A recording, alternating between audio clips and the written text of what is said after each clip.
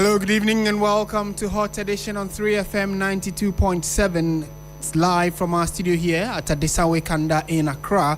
I am Martin Asiedu-Dartey. Coming up this evening, Drivers and Vehicle Licensing Authority, the DVLA, defends registration of Voxy vehicles as it confirms they passed all mechanical tests. We'll interrogate this issue in detail in a moment. Also coming up, Attorney General files argument at the Supreme Court seeking a declaration that power of the Office of the Special Prosecutor to prosecute without authorization is unconstitutional. Tonight, we analyze the Attorney General's proposed arguments. And later in the bulletin, President Mahama convenes emergency cabinet meeting in the wake of global economic instability, and also to check out how Ghana can withstand the tensions in the Middle East. Details of all of these and more for the next 1 hour, including business and sports. Before these stories, though, let's bring you the news summaries. We move to the Ashanti region, and the Asante-Hene Otumfuo Osei-Tutu II has promised to support the Ghana Journalists Association in putting up a befitting press center in the Ashanti region. Regional executives of the association paid homage to the overlord of the Asante Kingdom during the Ewukudai observation at the Menchia Palace. Officials of the Asukore Mampong municipality have announced tough new measures to deal with Pragya riders who flout road traffic regulations. The Municipal Security Council believes a growing indiscipline among riders is posing serious security and safety concerns, hence a decision to strictly enforce the law. Fire has partially destroyed a two-story building at Ashalibutwe in the Adenta municipality of the Greater Accra region, which is reportedly owned by Prophet Daniel Obinim, widely known as Angel Obinim. The blaze is said to have started in the upper section of the building before spreading to other areas, leaving parts of the structure badly damaged. Finally, the Ghana Immigration Service has indicated that it is set to add riding proficiencies to its tactical training curriculum, ensuring that every graduate acquires riding skills. This was revealed when the service received a fleet of motorbikes donated by the German Federal Police to support its border operations and help curb cross-border crime. And that'll be all for the news summaries. For more updates, please check out our website, 3news.com. I am Christabel Success Trevor. Martin, over to you. Thank you very much, Christabel, for the news summaries. Let's settle for the details of our stories now. We're starting from the Office of the Attorney General, and the AG has filed arguments at the Supreme Court seeking a declaration that Section 4.2 of the Office of the Special Prosecutor Act 2017, Act 959, is unconstitutional and should be struck down. Section 4.2 mandates that the Attorney General must authorize the Office of the Special Prosecutor to initiate and conduct prosecutions of corruption-related offenses. According to the proposed statement of case filed on Wednesday, the 8th of April 2026, the OSP has, since 2018, been investigating and prosecuting such offenses without the Attorney General's authorization. In the argument, the Attorney General will rely on Article 88 of the 1992 Constitution, which vests prosecutorial powers in the Attorney General. The submission argues that any prosecution by the state requires the Attorney General's authorization, a power Parliament cannot remove through ordinary legislation. Deputy Attorney General Dr. Justice Sremsai, who filed the processes, contends that the Attorney General may authorize only natural persons to prosecute, not judicial entities such as the OSP. The OSP's motion seeks the Supreme Court to declare as follows: that Parliament, by ordinary legislation, has varied the constitutional prosecutorial powers of the Attorney General, and that Parliament has acted beyond its powers in doing so.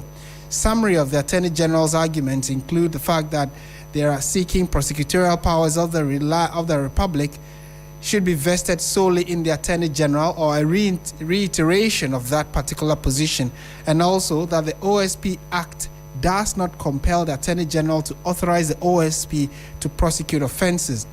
They are also praying that Parliament cannot compel the Attorney General to authorize any person to prosecute an offense.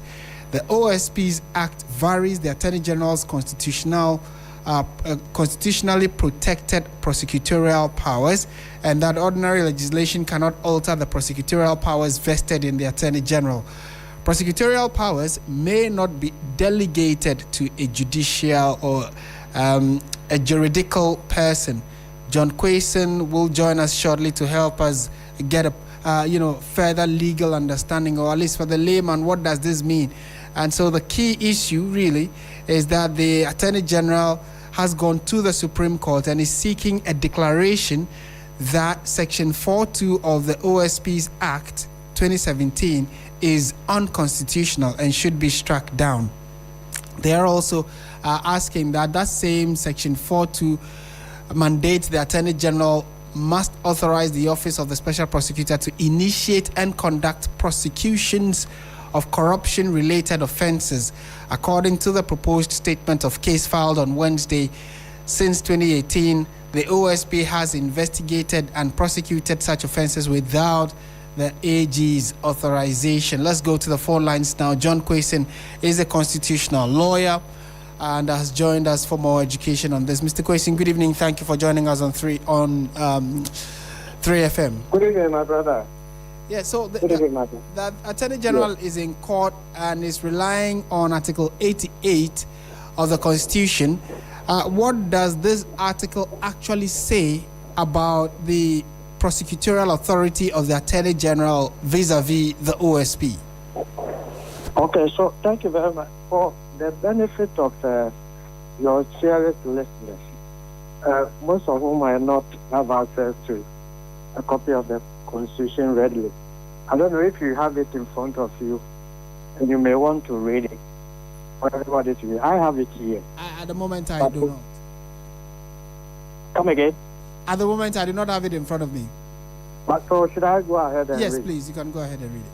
Okay, so what I have here stipulates that, it says, I think 88.3, it says the Attorney General shall be responsible for the initiation and conduct of all prosecution of criminal offenses. Okay, so shall be responsible for the initiation and prosecution of all criminal offenses. That is 88.3. And then 4 says, and I will plead with them to take a second look at the provision very well. Now you see, a whole government, a whole parliament will not just go and then parade, congregate, and pass a law or an act without necessarily taking a first look at the Constitution before them. You know, Parliament is full of lawyers, and the interesting aspect too is that the current AG, Dr. Aine himself was even part of the people who passed this particular act. I have said, I think on your platform and some other platform before, that but for the one-on-one personal issues involving the AG's department or its functionary, and then the OSP and its functionaries, all these things are matters that could have been resolved internally. You see, there are some serious internal wranglings, and then I feel it is not good for our governors. It's Ghana that must be put forward. Personal matters and issues should come secondly.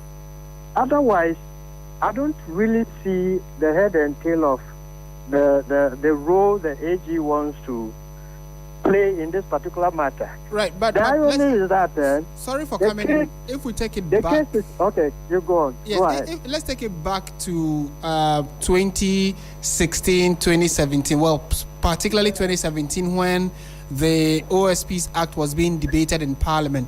Didn't this come up, and didn't it cross the minds of the many lawyers, like you're referring to, in Parliament, that the sole power to prosecute is vested in the Attorney General, and that the OSP's Act, which was now being debated in Parliament to be passed, should not or should at least be subservient to the authority of the Attorney General, in that if the OSP actually has to prosecute, it must refer that part of its authority to the Attorney General?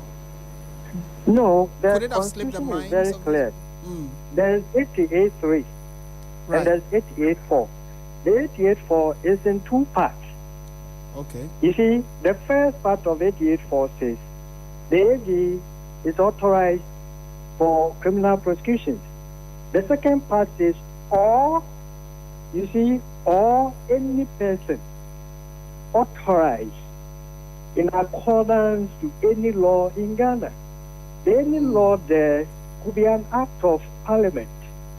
Our laws are not summed up in only the Constitution.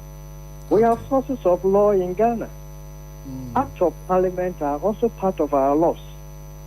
The problem or the challenge the AG is having now is that maybe the unwillingness on the part of the AG department to sort of endorse the provision in the OSP Act that says that the AG should authorize the OSP. But that is law. That's the position of the law.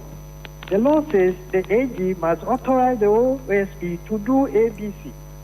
And the ABC includes prosecution on corruption-related matters.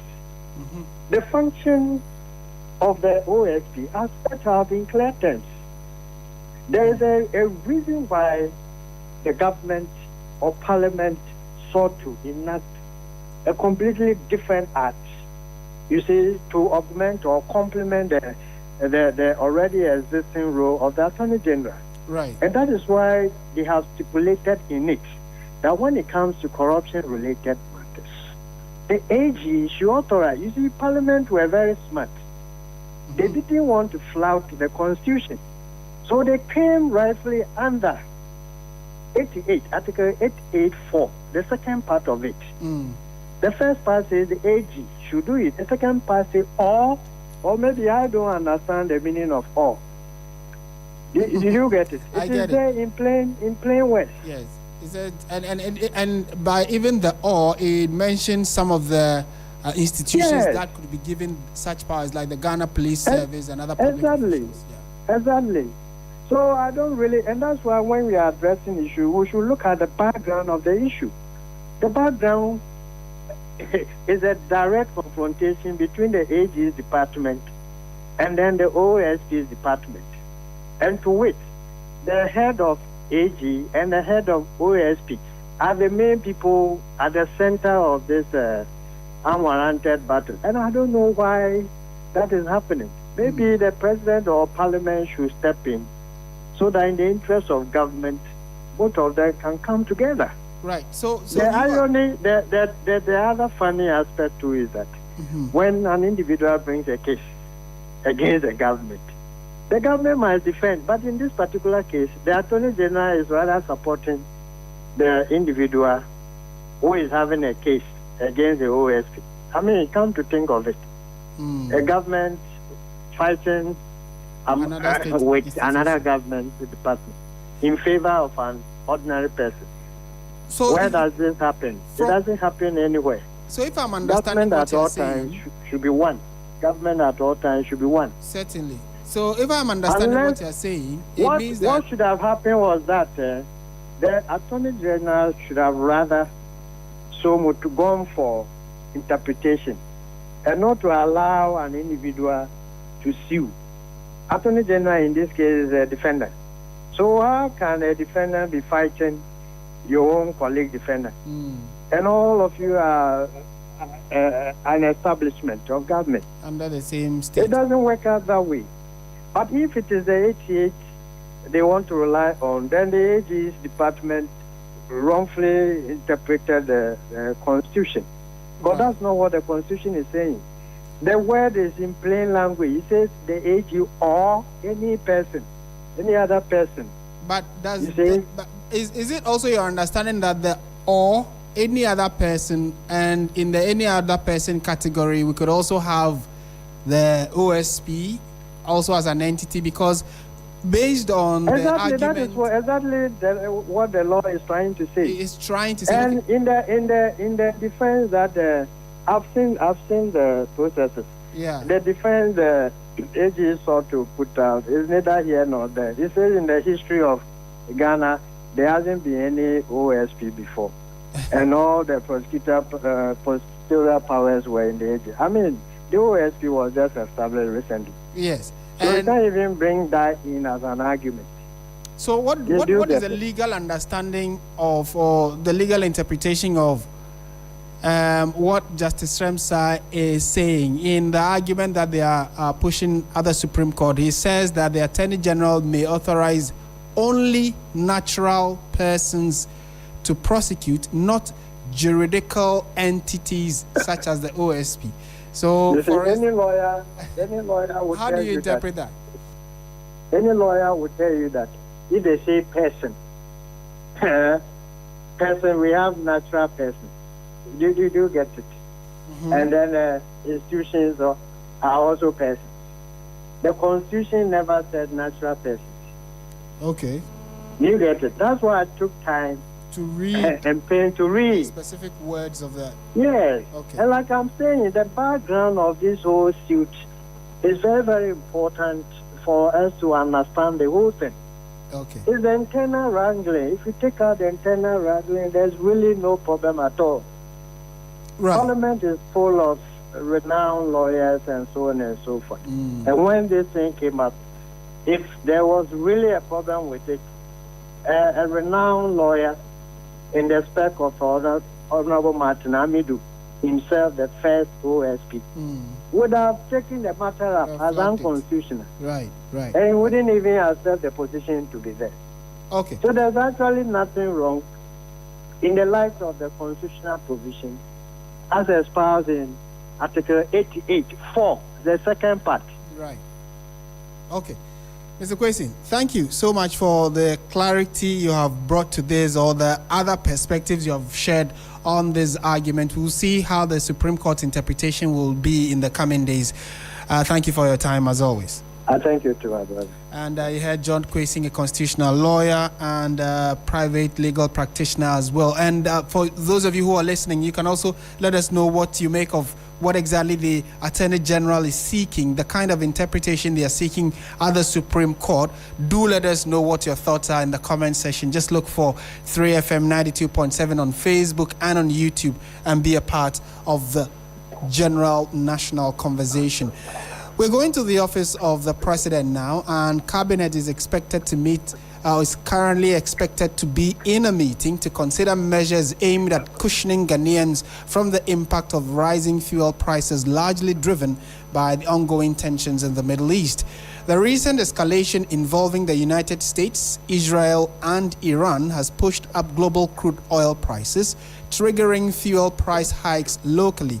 The increase is already having a cascading effect, with the cost of transport, goods, and essential services expected to go up.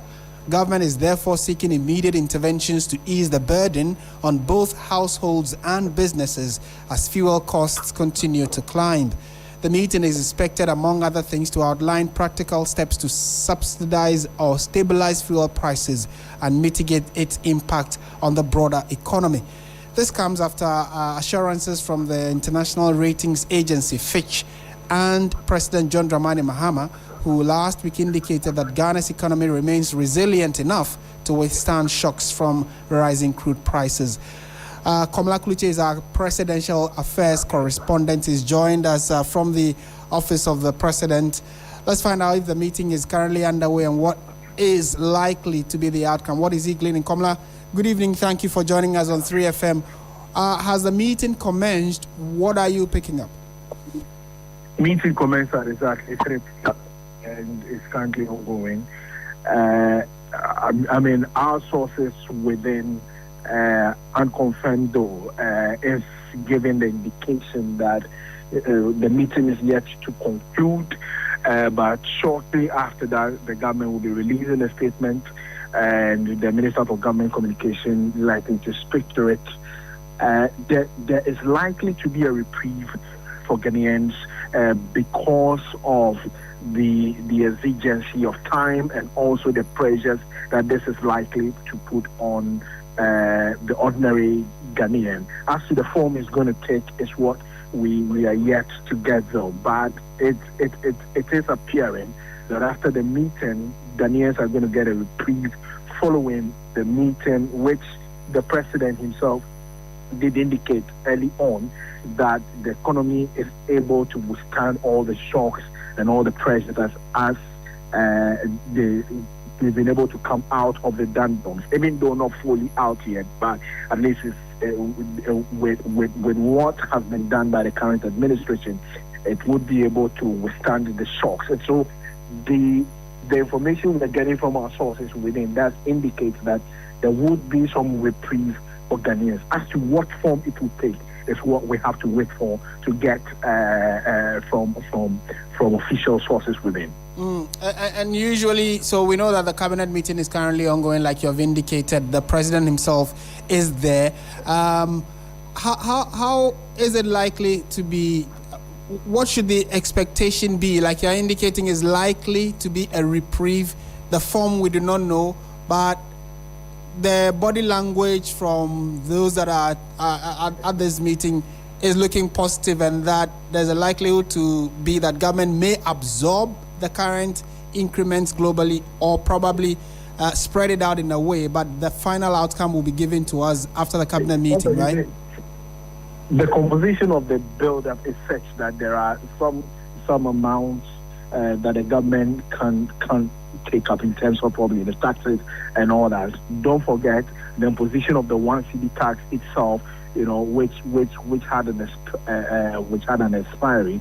All those are some of the things that the government will have to look at, because as we speak, like we said, in terms of the import cover or the amount of crude that we have in the system that can take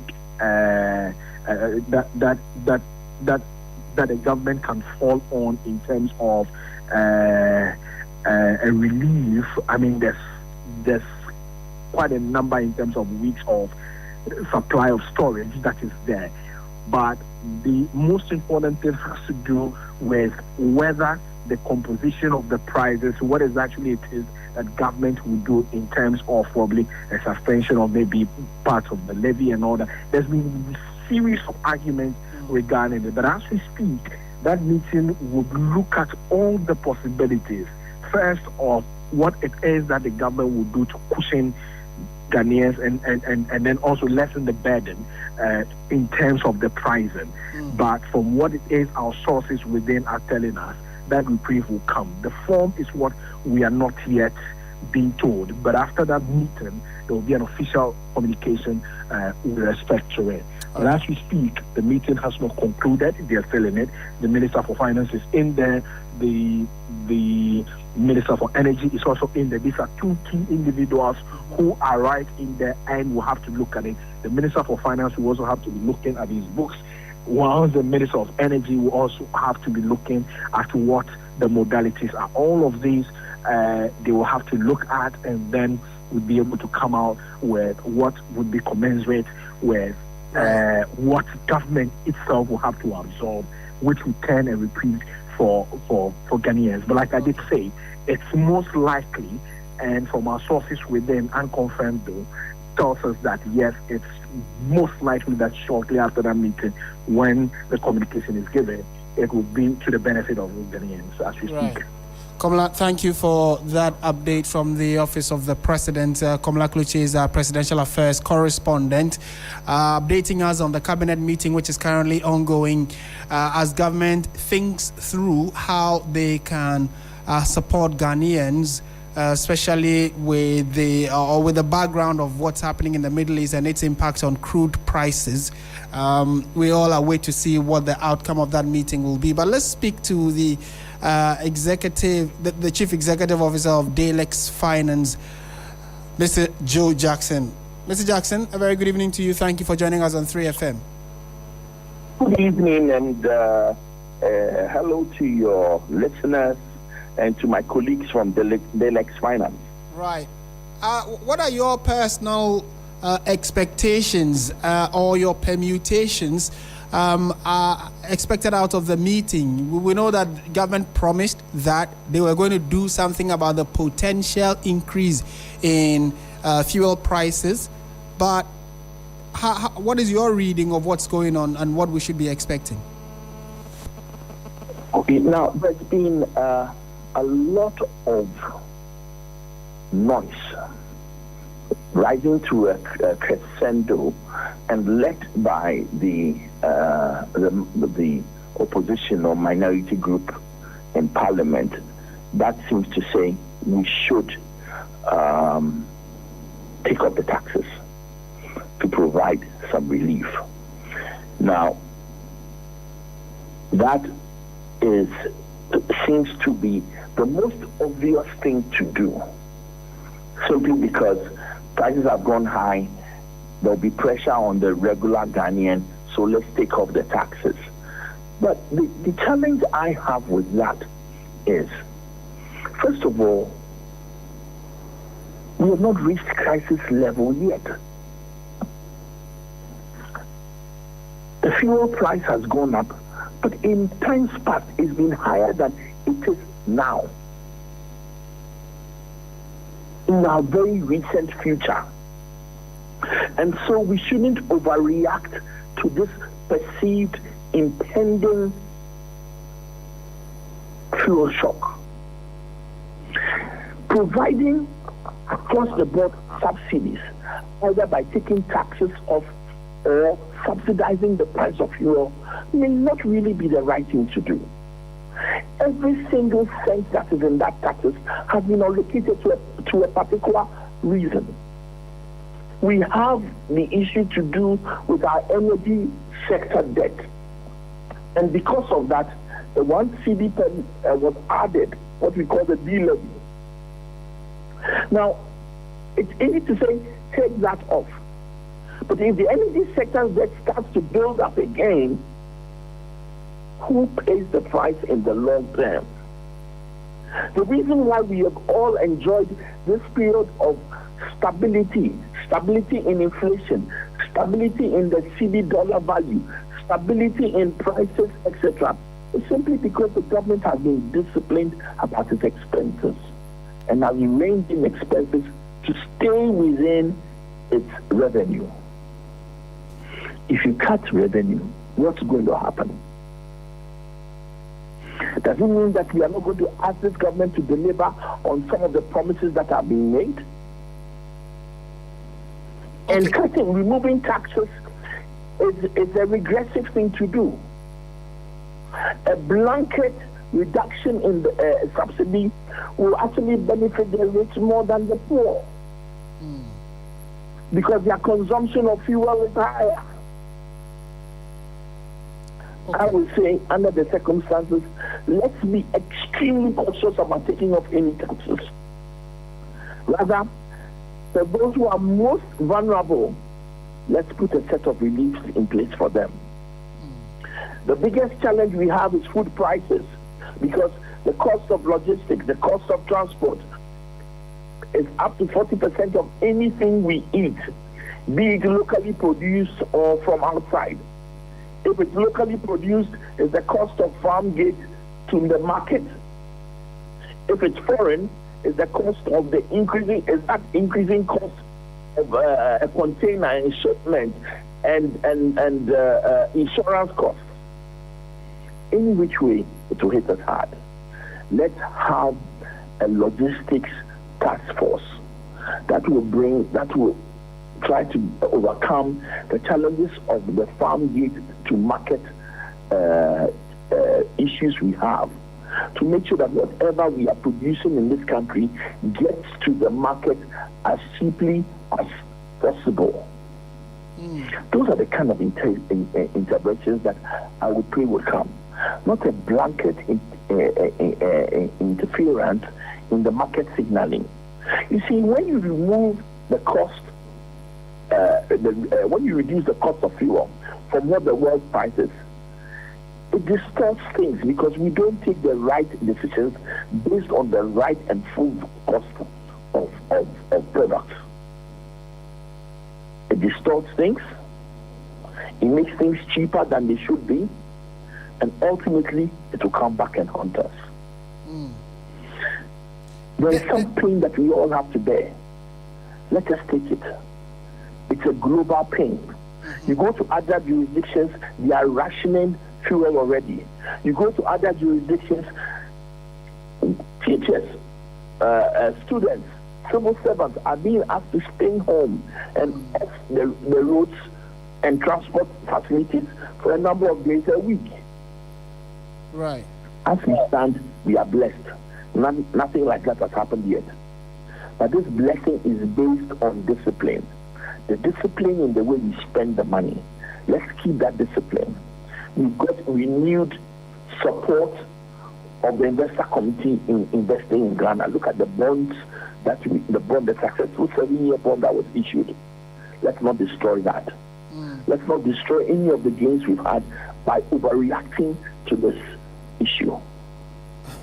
It's interesting the way you put it, that we should not overreact. And yes. So was it that you thought the president probably spoke a bit too early with his promise of the fact that they were going to do all they can to ensure that Ghanaians do not feel the pressure of what was happening globally? Because as of today, the president was responding to what I said, the crescendo of voices asking him to react. He's our president. He must react. And he must react when the voices are speaking. Right. Which is right. But the voice of the people is not always the voice of God. And he must listen to reasoned argument from all sources, the Ministry of Finance, the Ghana Revenue Authority, the Bank of Ghana, the rest of the cabinet business, and then balance our medium to long-term health of this country with an immediate relief that may be expensive. Okay. Let's not confuse short-term relief to what we need. Please. Thank you for the perspective you've shared on this. It's interesting how the thought of many Ghanaians will be immediately we start having any such signals of a possible price increase, a fuel price increase. They're asking for subsidies and reductions, and government should intervene. So it's interesting you're asking that government should hasten slowly or be more cautious so that it's not just cutting revenue because of the public call. We need to weigh all the options available before a final decision is made. Mr. Jackson, thank you for your time. Thank you too. And he is the chief executive of Dalex Finance and one of the critical voices on issues of the economy that we hear and follow. Especially if you are a newsy person, you know that here at Media General on all our platforms, 3FM and TV3, Unia, etc., we try to get the best voices on specific sectors to help us have a better understanding of things happening around us and how they could affect us positively or negatively. This is 3FM 92.7. You're listening to Hot Edition. We are turning our attention to some other stories this evening having to do with the fact that, yesterday, a committee set up to look at the safety of a vehicle that many of you may have seen by now is the Toyota Voxy. The committee recommended, amongst other things, that it should not be used for public transport, but the institution that registers these vehicles, that's the DVLA, says that there is absolutely nothing wrong with registering the vehicles either for private or commercial reasons. Let's delve into the story now. And the Driver and Vehicle Licensing Authority says Voxy vehicles currently in use were duly registered after passing the required mechanical tests.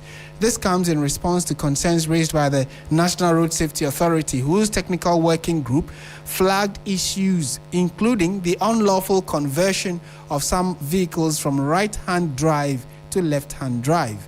However, the DVLA's Public Relations Officer, Stephen Atu, maintains that the Voxy models in question met all mechanical requirements prior to registration.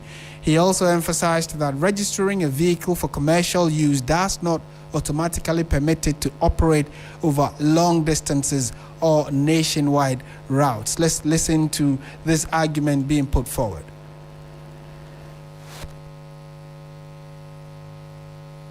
DVLA registers Voxy just as any vehicle. We have the private vehicle testing stations that we call PVTS. They are private. We license them to operate. We have a supervisory role over them. So such a vehicle will have to go to them for them to test it and then attach a test report that passes the vehicle for it to be registered by DVLA. They will go ahead for the registration. So what it is that if the testing process confirms that at the time of testing, there's no problem with the vehicle, DVLA cannot refuse the registration.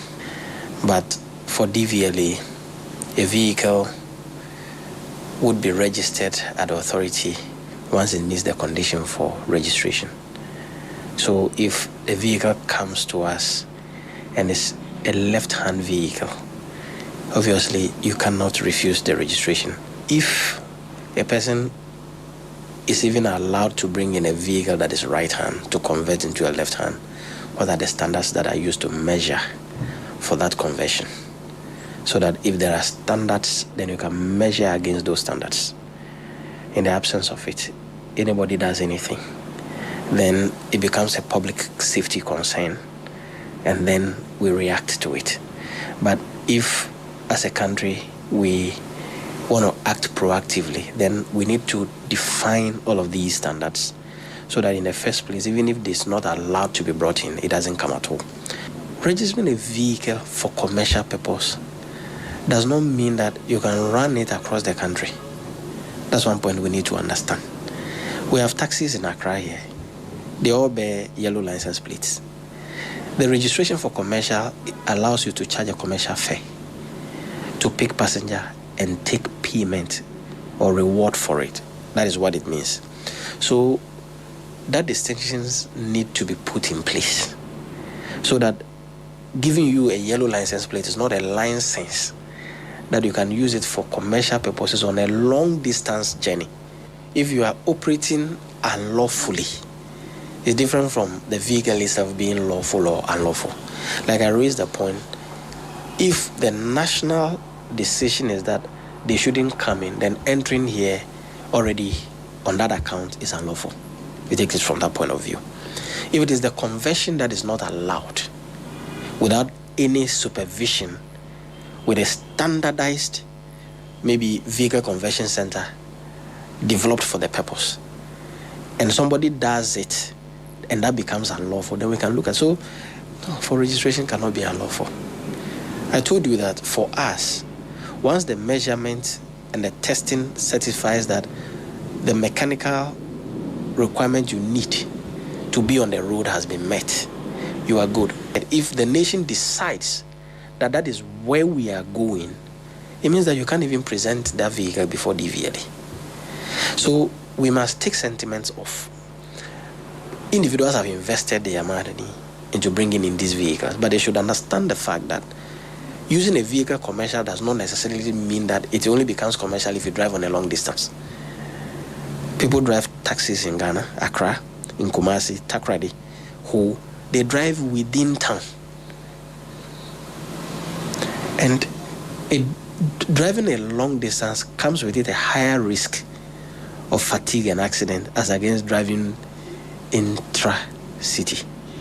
And so you may want to recoup your money at a certain speed, but if the system says we won't allow, because lives are at stake and we must protect those lives rather than the revenue you think you are making, that should be it.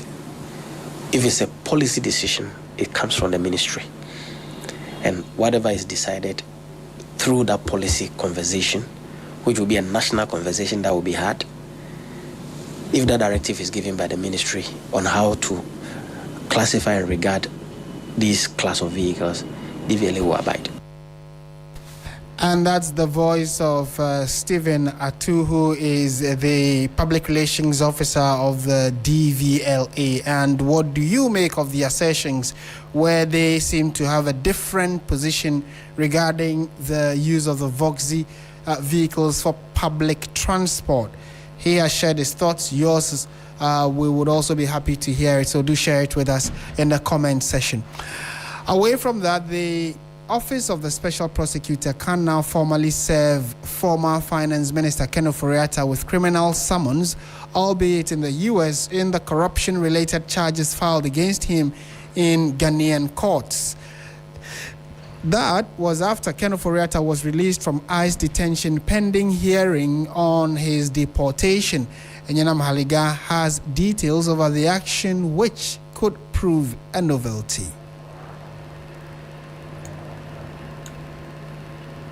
Ken Ofori-Atta's release from ICE detention after 90 days has got many talking.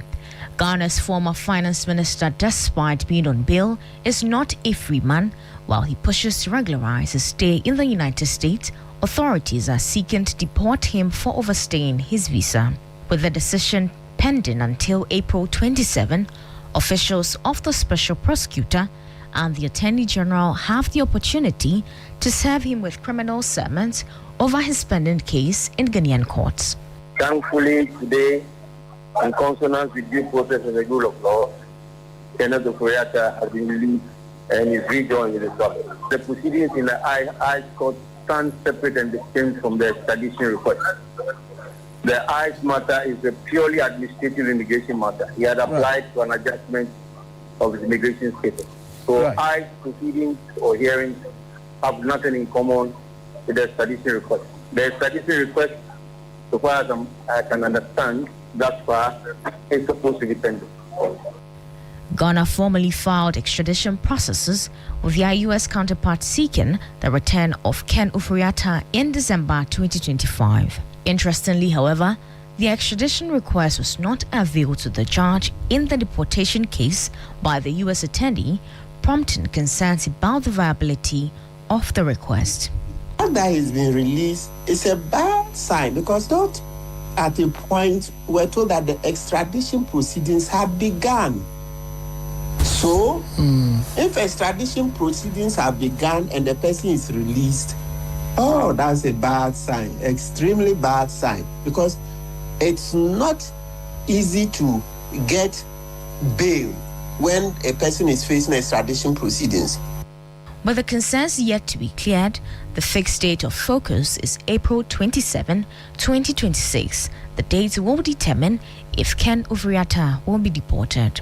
I don't know whose prayers God is going to listen to, because in court and from experience, issues about this, nobody can tell. Right. Until the last minute when the judge will decide.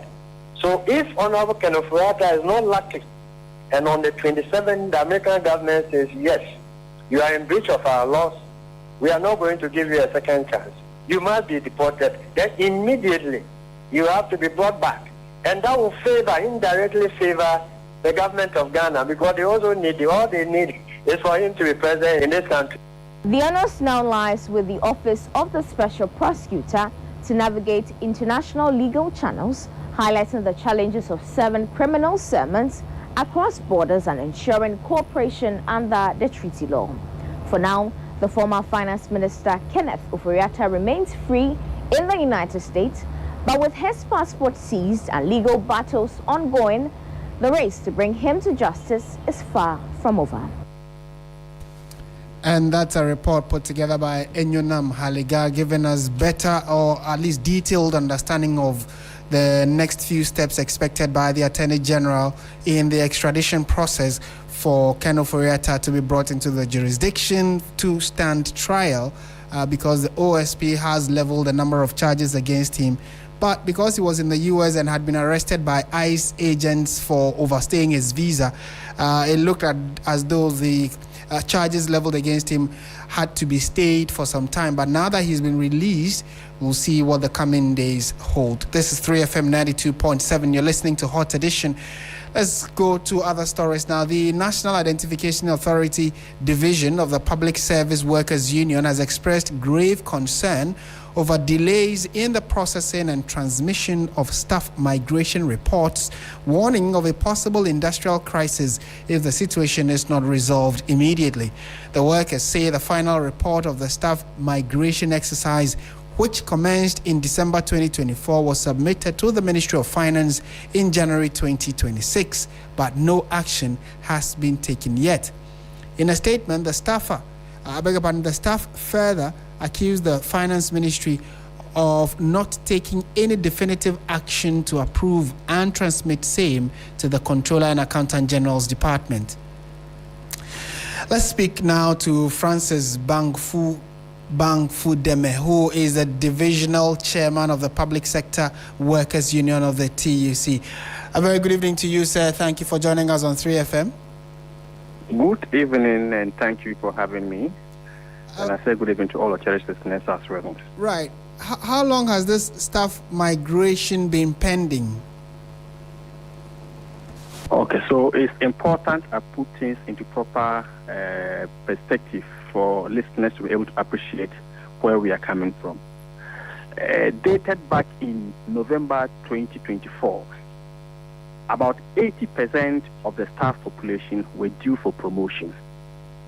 But by then, we had our new scheme of service, which was just approved in July same year 2024. And what it therefore means is that staff needed to have been migrated onto the new scheme of service to reflect our organizational structure and staff progression. So the staff promotion, which was supposed to take place in November, was kept pending because Public Service Commission then had to merge the two services together. We began the migration exercise in December 2024 and traveled through the whole of 2025 until in December 2025, when the Fair Wages and Salaries Commission hinted us that they would have to validate the reports that were done by the Public Service Commission all over again. And that exercise began in December 2025. I must give applause to the Fair Wages and Salaries Commission because they demonstrated enough commitment, given the gravity of the situation on the ground. Under 1 month, they were able to complete the migration exercise, written their reports, and same were transmitted to the Ministry of Finance for onward processes. But we therefore became so dismayed when the reports were sent to the Ministry of Finance in January. Up to today that we speak, April, the reports remained at the Ministry of Finance. This has become so frustrating to the staff of NIA, who has consistently given out their best, demonstrated enough commitment to giving out increasing productivity and rendering their service to the state. And this is where we have got into. We think that the management, we've worked consistently with them, together with the mother union, and we can confirm that they have demonstrated enough commitment. But the commitment of the management is not being complemented by the efforts of Ministry of Finance, because they have done consistent follow-ups at the Ministry of Finance. The union, we have also done same almost every week. We are always there to check and confirm that things are moving. But we realize that there was no serious effort or action taken on our documents ever since they got to the Ministry of Finance. And this for us, we think it is utterly unacceptable and we cannot take it. The level of agitations on the ground is unbearable as it stands now. And that is why we seem to have sounded that kind of alarm to management to let the Minister of Finance know that no matter what bureaucratic processes are, those ones cannot be sacrificed. We cannot sacrifice the staff progression, staff welfare as against bureaucracies because somebody has to sit somewhere and then take an action on a document or on a correspondences for it to be transmitted. It is long overdue and we can't take it any further. So you say that the Fair Wages and Salaries Commission at least showed some good faith in the process, but the Finance Ministry, since receiving their report in 2026, has not taken the expected steps. But exactly, what exactly is this migration? Is it just because that, for instance, and I'm trying to understand what the concerns being raised here are, that people are due for promotion, these promotions have not happened, there are supposed to be remuneration increment that has also not happened. That is the crust of the submission you are making, right? Certainly. So apparently what the migration exercise seeks to do, once you have a new scheme of service, they will therefore have to build a new salary structure that corresponds with the structure of the scheme of service, and then technically onboard all the staff onto this new salary structure, which is now consistent with the scheme of service. And that is exactly what this exercise is supposed to do. Now, because promotions have also been halted for far too long, it has been embedded in this exercise altogether. And what it also means is that while they are doing the migration, they would consider if, as at November 2024, one was supposed to have been promoted, given your entry point, your qualification, you were supposed to be promoted to a given grade point. The migration reports would technically place you at that level. And of course, it's supposed to come with some financial remunerations and enhancements. Right. And what if kind of one was to be response have you promoted heard from since the November Finance 2021, the person would have enjoyed his new salary scale or promoted grade salary, associated salaries since 2021 up to date, 2024 up to date 2026. That is a lot of money that have gone wasted. And what kind of This doesn't response? bring motivation to the staff. Yes. And that is why we are sounding an alarm on management and What response have you heard from the Ministry of Finance? I'm sure, like you're indicating, since 2024, 25, 26, they definitely must have told you something. What are they saying is causing this delay? Come again. I am asking that what is causing the delay from the Finance Ministry in, furthering the process? They are not communicating clearly, but technically, you also have to understand that in issues like this, once it has to do with anything of financials, they have to get clearance, technical financial clearance from the Minister of Finance. So if financial clearance is not given out, obviously whoever is supposed to transmit these documents to the Controller and Accountant General cannot proceed to process these things. So we are only using this medium to also appeal to the sector minister that if you are hearing us, the cry of the innocent staff of the National Education Authority is before your knee. Let compassion touch your heart, listen to the plea of the staff, and whoever that is supposed to prepare the financial clearance, please let the person do so. Don't wait until we get to a situation where we are on the street again before you are calling on us. Right. It will become too late. Certainly so. Thank you for speaking to us and giving us a better understanding of the concerns that you have. It's always a pleasure. And that is the divisional chairman of the Public Sector Workers Union of the TUC, Francis Bankfu Deme. He has also clarified that they are still waiting to hear something more concrete from the Finance Ministry regarding clearances they need to have so that those who are due for promotion can actually get promoted, and those who are naturally due for some, increment in their salaries and wages can also get that as well. In the coming days, we'll update you on what the next line of action would be. This is 3FM 92.7. You're listening to Hot Edition. Stay with us. We have business, sports coming up before the show wraps up.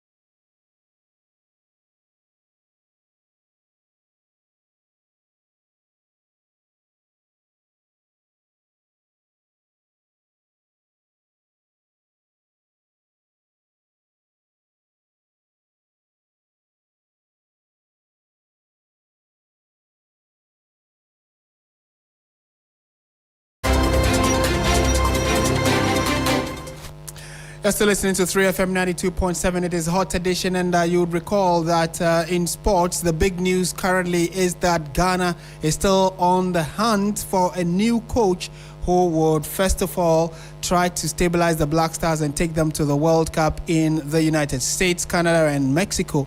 And then more importantly, beyond that, they need a team or a coach that can be able to further or advance the wins of the team and at least qualify us for the Africa Cup of Nations. So it's still a very big debate. We know the GFA has been very busy working with the sports ministry, all in the list to look at the list they have of applicants for the job of the Black Stars and then whittle it down to the final 2.